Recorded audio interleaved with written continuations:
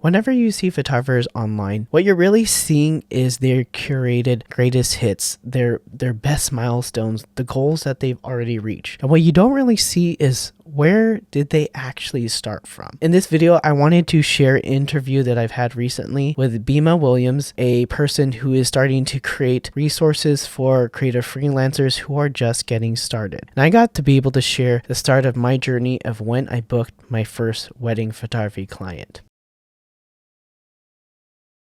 My first gig for wedding photography came specifically from Craigslist. I had some interest in it and I basically had no experience, and I went on Craigslist to just get that first opportunity to just try. In this case, it was some guy from New York was going to photograph his friends who live in the Bay Area, which is where I'm based, and he was just looking for a second shooter to shoot with him. And I was totally green. I didn't know anything about the industry, but what it did was gave me the opportunity to get my first images from a wedding. I didn't know what the heck I was doing. I've never shot a wedding before, let alone posed clients that often. I'm also very introverted, so that's another aspect that was really putting myself in a weird atmosphere, specifically with people who I don't know, a creative service that I've never done before in real life, right? And not getting paid a lot, but there was something on the line. So that was the first one. That was it. And then basically from then on, I used that specific body of work to not book my own clients, but to be able to work as a second photographer and assistant to established photographers.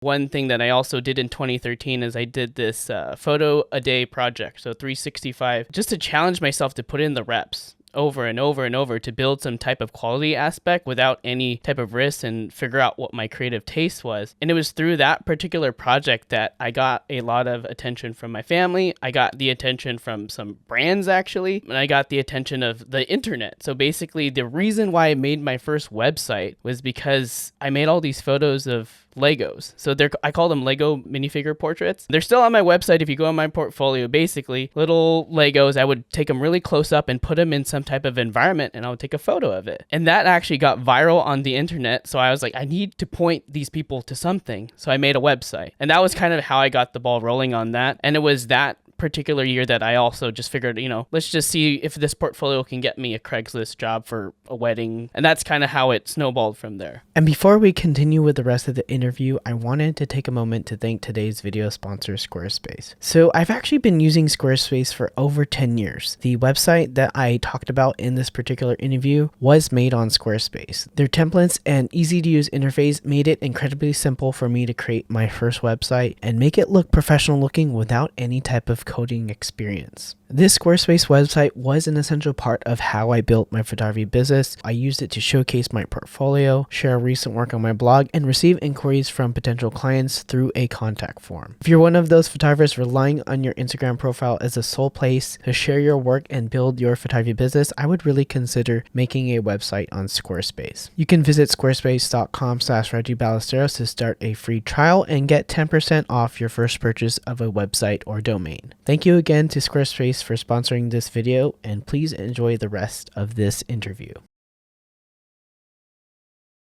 I was working as a mechanical engineer for a defense contracting company. I was specifically working on these high pressure air compressors that they use for medical oxygen for Navy ships. And I think at this time, having some discretional income and time, I started collecting, more photography gear. And I think, truth be told, I started going down this photography route in order to be able to kind of have a way to fund these very expensive toys that I had. People who are into video or photo end up trying to turn it into a business at some point. I will say though, weddings are not for the faint of heart. You don't see many hobbyist photographers trying to jump into weddings. And I think the reason why I went down that route was I was really like a groomzilla, to be honest. When we were planning our wedding, I really loved every aspect of it. And it turned out that, after we finished our wedding, I really wanted to go down in that particular industry.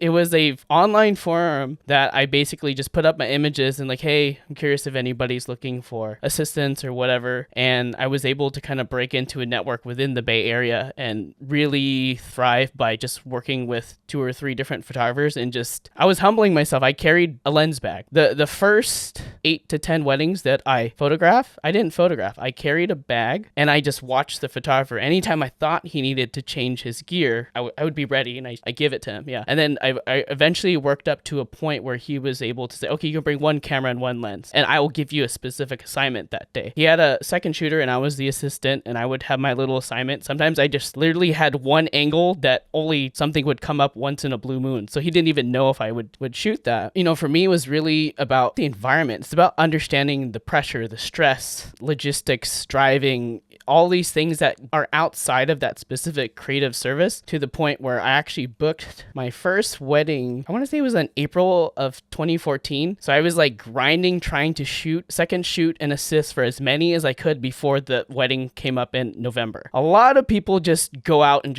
let's just go for it. But I'm a very, I like to prepare. If I'm going to take risks, it's got to be a very calculated risk. So I did a lot of preparation beforehand to expose myself to this environment. And I think I was very fortunate and lucky to have photographers who would take me under, not only to shadow them, but I was actually paid to do the assisting and the second shooting. So that was very foundational for me to getting the start that I had, because I see a lot of photographers now in this content era. They're relying on content to teach them everything. And I, for one, am someone who enables this, because I create a lot of educational content for photographers or budding photographers, and also photographers who want to go professional. The advice I always tell them is you still, at some point, you got to take what I teach you and you got to do it. You can't sit behind and watch YouTube for 3 days thinking you're going to be ready for that wedding that you signed up for with no experience. Like, I personally, at least 80 hours of wedding experience before my own first one, because each wedding is at least 8 hours typically, and it was paid. It's like, I'm not saying everyone just go work for 80 hours for free, but if you need to, you need to. At this beginning stage, is you have to do some investment in yourself. Don't think of it as like a waste of time. It's an investment in order to break yourself into this new career or this new business. There is a big push. Like, we don't have a budget. We just want you to shoot it. You're our friend. Like, we trust you. We want you to do it. And people come to me. They ask, like, what do you think I should do? And I was like, did you tell them you have no experience? They're like, I don't know. What should I do? My best advice to you is you come clean. You tell them exactly what they're getting into. If they want to get into it with a photographer with zero specific wedding experience, then so be it. At least you came up front and you set the expectation. I think that the biggest thing that I've noticed with people booking their first clients is they don't want to be found out. They don't want to be found out that they're not good enough. They don't want to be found out that they haven't shot a wedding before. But it's not really that. It's in your own best interest for your business and for your client, for everyone to be on the same page. It's just like if your dentist never did a root canal before, would you sign up to do that? No, I think it's just kind of like an understanding, right? With photography, there's this sense of trying to keep it a secret about maybe you haven't done it before. And I think that's one thing that I wish I started doing earlier on, is just realizing, like, if you do want to do something you're not exactly prepared for, you just tell them, I've never done this before, but I'd like to try, and I would just want to come clean and let you know that I don't have 100% experience doing this, but if that's something you want me to do, let's just go into it and collaborate and make sure we have fun and do the best that we can. But I think the one thing is, if it's important for you, for there to be no mistakes, I would feel more comfortable with you hiring a professional photographer. If you need my help to review and look at those people just for the aesthetic eye, I can help you with that. There is power in saying no, because it builds your credibility when you don't take work as well as if you do take on work. So that first client came to me because, as a favor to a friend, she was putting on this like community event in a local high school, and I just decided to help her photograph that event just for practice.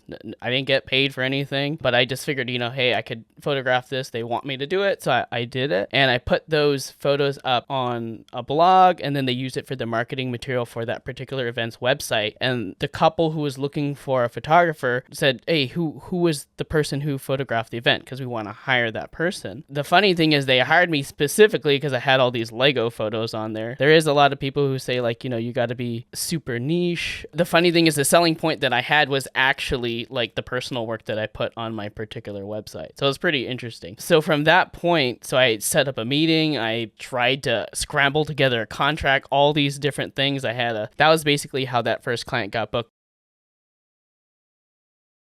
I was basically scrambling to either prepare or create everything that got up until that point. So building my first contract was that point. Building my first price list was for that client, right? They didn't know that, but it's like, hey, what are your rates? So I just like scrambled together to build this like PDF doc with all the prices and figuring out like what the hell makes sense in this price list, putting together a contract based off like stuff I found on Google. You know what I mean? Like, it was a very messy process, and every single thing, like, I was learning at a rapid pace of what I should do and shouldn't do for the next client. And I think the biggest anxiety that I had was, first making sure I was both technically and just being ready for the environment, the stressful environment. Because I knew how to photograph, but I didn't know how to photograph a wedding at that point. So that's what spurred me to kind of like do this preparation of doing so many different wedding gigs, to expose myself to different environments, different lighting conditions, different clients. And still leading up to it though, I think the part that was most anxiety inducing in the entire thing was I was not good at doing these posed portraits. So it was very awkward. And I think on top of that, the couple themselves are both extremely introverted. So it was very hard for me to execute that first thing. And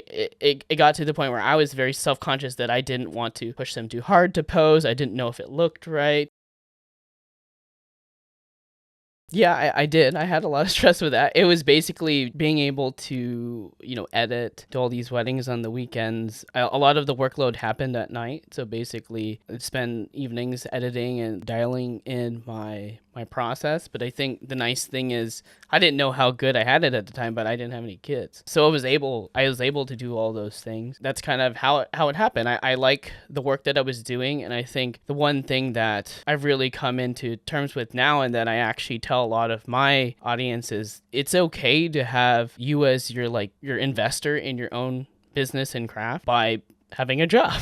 You know what I mean? Because that means you're able to run a leaner business, get the ball rolling without that pressure of having to create a financial return to take on clients you don't want. You know what I mean? You could take on the right clients. And I was able to build up a business from 2013 over to, I think it was 2019 was when I quit my day job. So it was a long time. A lot of people is like, oh, he just did it like over. No, it's like, it took 6 years for me to ramp up to a point where I was like, okay, I can quit my job and I can also have a family and still feel like I'm going to be contributing in some manner. It required a lot of hours outside of, unfortunately, I wasn't playing video games. I wasn't doing, like, my baby was like trying to create this business. The one thing that wedding photography does that other photography doesn't always guarantee is that you have to create a really aesthetically pleasing photo with very suboptimal conditions. You can be given the worst day ever. They could be running 2 hours late. Somebody could be stressed. You could have a wardrobe malfunction. And then you're like, let's get this done. We're looking to you, Reggie. Let's get this done. And I think for some reason, I just was addicted to that stress. It was something that got me to a point where I felt a lot of excitement and energy. And back then I used to wear like a fitness tracker. The data literally did not lie. I would show up, my heart rate would spike up and it would not go down until I was done. And it was because it was just like a very intense experience. And I think for me, that was the way that I liked to work creatively. I didn't want to have every single option in front of me. I'm like a problem solver. That's how I consider myself as a creative. And I need to have bounds to work in. And that's where I thrive the most. And I found that wedding photography was able to encompass multiple genres like product photography, fashion, portraits, documentary, event coverage, all in one, but give me a lot of different bounds to work within. And that's what I felt like I thrived on. So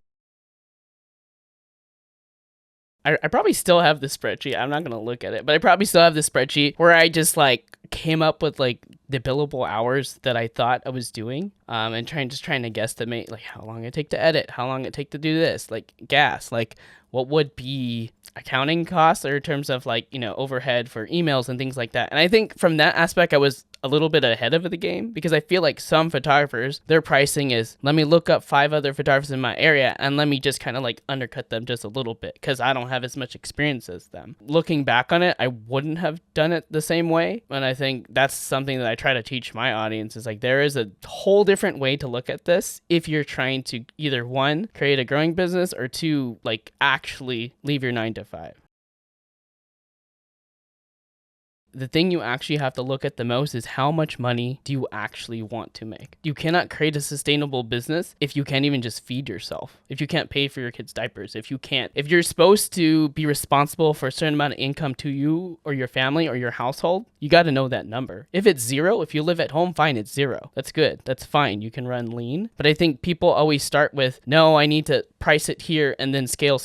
And I think that's the part is like, you can't ever catch up if you can't eat. You know what I mean? The one thing I always talk about is like, when you are becoming a professional photographer, a freelance photographer, you are running a business that needs to operate. So the first thing you have to do is take care of the owner. So you need to understand how much money you're going to need in terms of, let's just say you wanted to quit your 9 to 5, right? You need to know how much you need each month to eat, to pay your rent and do whatever. And then you have to think about your monthly overhead for your photography business, your Adobe subscription, your website, whatever, your galleries, and then your per project costs, right? Of those things, like you need to pay for gas or the album or things like that. And then the two aspects that no one thinks about is profit, right? Your business got to grow, or it's just going to stay the same. At the very least, you should offset inflation, right? At the very least. So you're going to have to put in a percentage of that. And then on top of that, our favorite thing, taxes, right? You got to figure out the taxes. And then once you got that number, depending on the type of photography that you're doing, that's when you divide the number. So if you want to shoot weddings, think about how many weekends do I want to shoot? And then you just start dividing it. If it gets to the point where, okay, if I only want to shoot 12 weddings, oh my God, I have to charge 10 grand a wedding. I don't think I can do that. So that's why you either scale up how many weddings you shoot. So if you shoot 20 weddings, then your price is going to be more palatable to a client, but you also need to either figure out how to scale your energy. Will you be able to meet that? You're going to hire more people.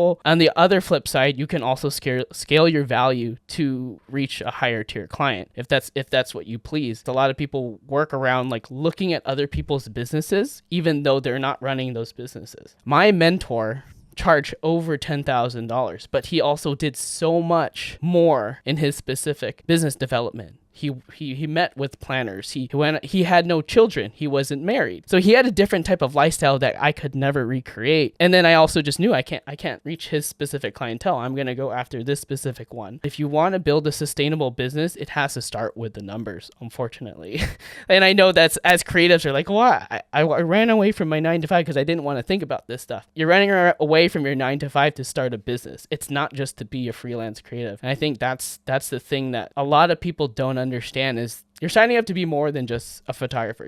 You're going to market, you're going to do accounting, you're going to have to do all the back end, you're going to have to create a website, get SEO, lead generation, all these things. In this new age, you probably have to know some video.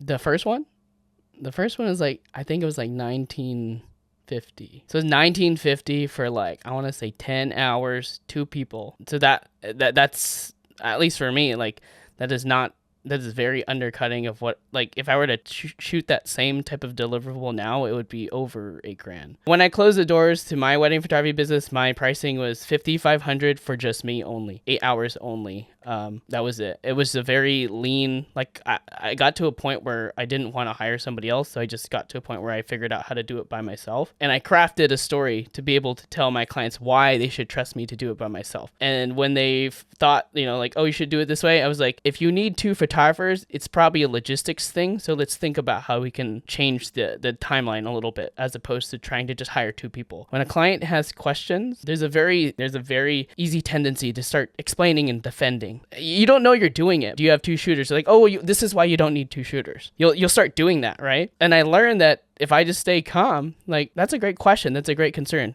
How come you guys need 2 shooters for this particular wedding? You just shut up. You let them tell you more about themselves. And I think that's the biggest thing that I learned as I moved on to be able to command higher price point is I just let them tell me the problem so that I can think about how I actually fit into their problem. There's this book called The Win Without Pitching Manifesto by Blair Enns. In that book, he talks about you don't diagnose before you prescribe. Yet for some reason, every single creative thinks they need to sell, pitch. This is why I'm the best photographer in the world. But what you can do is you just like, so what are you guys looking for photography? Like the notes that I had for my client consultations from the very beginning used to be I would talk for 20 minutes nonstop, just me saying my accolades, saying why they should book me, and then move on to the year before I close. It's like, so what are you guys looking for in a photographer? And I would just stop and I would just let them talk and I would just pick up, like, what do you mean by natural looking photos? They're like, oh, we don't want it unposed. I'm like, can you tell me a little bit more about what unposed means? They're like, well, in your portfolio, this photo here, here, here.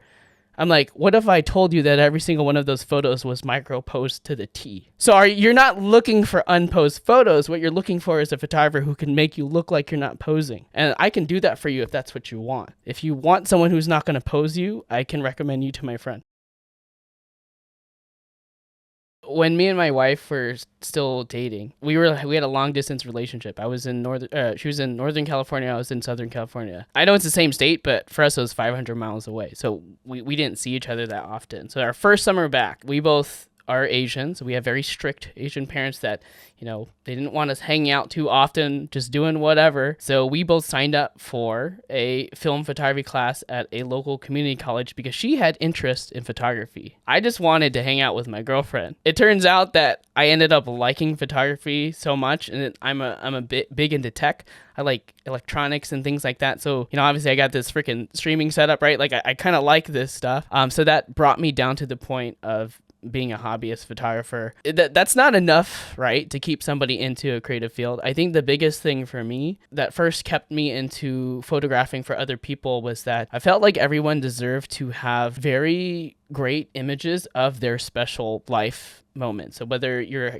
preparing for your first child, it's a birthday, a wedding, or anything like that, I had a gift to be able to document that in a very beautiful way. So I did that, as a service to other people. And now that I don't photograph weddings, I think it's actually turned into something else where I'm actually a close to 10-year seasoned professional at documentary wedding photography that is now documenting my kids in the most dopest way possible. With photography, it's a passion that you can bring to other aspects of life, even past just serving clients and things like that. So I think for me, that's why I still do it. It's just a way for me to, one, see the world and also share how I see things with other people. And I think at this stage right now, my goal is to be able to show people how to see that way too, so they can make their own photos and share it with other people. Like, I don't need to be the person taking the photos. I want to teach you how to do it so that you can visually communicate yourself. I think the other thing too, photography literally allowed me to pivot my life and my career and accommodate what I needed as a human being. Like, I needed to be stay at home with my kids. Photography allowed me to do that.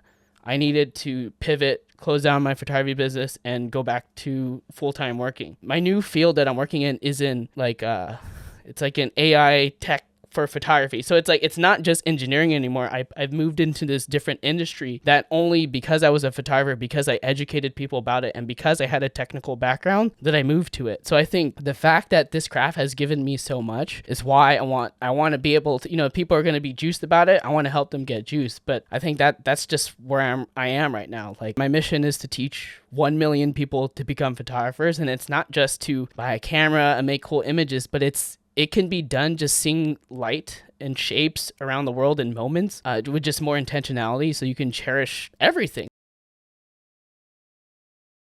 The internet unlocks this piece of accessibility that was not there when I first started my business. If you can start to see past just the product, just past the portfolio, there is a way for you to be able to create a brand and a business for yourself based on like content. I understand I'm not going to tell everybody to make content, but content for me has changed my life entirely. It not only allows me to share the photos and the final product, but it allows me to share the process in which I create it, the decisions that I make to solve these problems that my clients have, and also shares a little bit of myself to people, so that maybe they can gravitate toward me. They can see what my skin looks like. So if they're like, man, that Filipino photographer, he became an ambassador. That means I could do it too. Like I think being able to link all these things together is what the internet allows us to do, because before we had no platform. Before, we were not always let in. And I think, to be honest, still as a creative trying to ascend the industry, I still struggle not being allowed in certain things. I still struggle with people not wanting me to be selected for this roster or be paid a certain amount. With the internet, you can take control and you can be your own distribution of your own creative process of who you are for the people you serve, and you can create a hub for it yourself. Never would I think that I would broke 100,000 on Instagram, but I did. And I just want to keep going because I'm helping a lot of people. And the biggest thing that I needed to kind of let go of is this financial pressure. So I was able to find myself a different